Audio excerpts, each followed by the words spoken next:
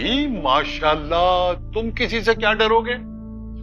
देखिए, कश्यप सायरा के पास जाती है और उसे समझाती है कि तुम कब तक इस तरह घुट घुट कर जियोगी और तुम क्यों रज़ा भाई से बात नहीं करती, और उससे सारी बात क्लियर करो और उसे समझाओ कि अगर वो दूसरी शादी करना चाहते हैं तो वो उन्हें पहले तुम्हें छोड़ना पड़ेगा। और इसीलिए सायरा तो अभी तक कोई बात नहीं करना चाह रही रज़ा से, और ना ही रज़ा इस टॉपिक पर सायरा से कोई बात कहता है और हमेशा सायरा को मूड और रूप दिखाता रहता है। और इसी वजह से सायरा बहुत ज़्यादा परेशान है रज़ा की बिहेवियर की वजह से, और कश्यप भी सायरा की वजह से काफ़ी ज़्यादा परेशान होती है। और इसीलिए वो फिर अब्दुल बारी को भी सब कुछ बता देती है कि रज़ा भाई दूसरी शादी करना चाह रहे हैं, और इसीलिए सायरा बहुत परेशान है और मैं उसके लिए परेशान हूँ। लेकिन अब्दुल बारी उसे कहेगा कि तुम सायरा को समझाओ कि वो रज़ा से बात करे, और अगर उसने दूसरी शादी करनी है तो फिर वो सायरा को छोड़ दे। और अगर आंटी और अंकल को पता चला तो वो कैसे रिएक्ट करेंगे। और इसीलिए फिर कश्यप समझाने के लिए जाती है सायरा को,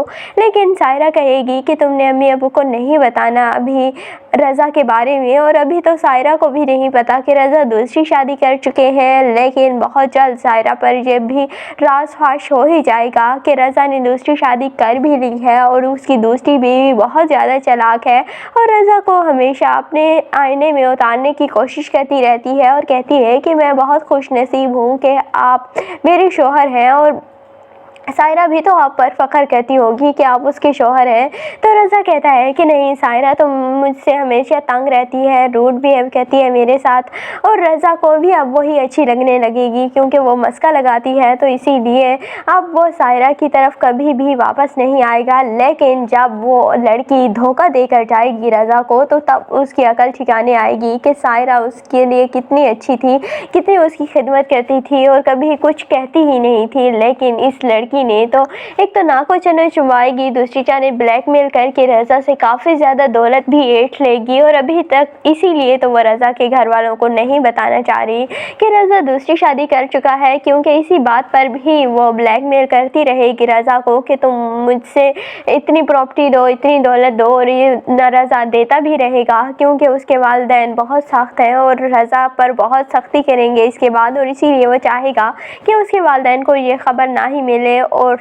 यही कमज़ोरी उस लड़की के लिए बहुत फ़ायदा मंद साबित होगी। लेकिन बाद में फिर रज़ा उस लड़की को तलाक दे ही देगा। दूसरी जानिब नसीम को तो मौका चाहिए होता है घर छोड़कर जाने का, और इसीलिए अब उसे मौका मिल चुका है। जब उसके शौहर ने थोड़ी सी सख्ती से उससे बात की कि तुम मेरी माँ का ख्याल रखा करो, तुम उनके खाने के लिए सालन ही नहीं बचाती, ना रोटी रखती हो ना सालन रखती हो, मेरी माँ का कुछ तो ख्याल रखा करो। लेकिन नसीम ने यही बात ही पकड़ ली और कहा कि मेरे शौहर ने मुझ पर तशद्दुद किया है, और इसीलिए फिर वो घर छोड़कर चली जाती है। उसकी सास उसे रोकती रहती है लेकिन वो अपनी सास की कहाँ सुनती है, और इसीलिए फिर वो घर वापस दोबारा से चली जाएगी। और कश्यप फिर से नसीम को घर वापस जाने के मशवरे देती रहेगी, लेकिन हमेशा ही शमीम नसीम का साथ देती है, और इसीलिए तो नसीम ज़्यादा बढ़ चढ़ कर बातें करती है और बढ़ चढ़ कर हमेशा यहाँ आ जाती है। और उसका बाप भी नसीम को समझाता तो रहता है लेकिन नसीम किसी की भी नहीं सुनती, और वो चाहती है कि उसकी सास उसके साथ ना रहे।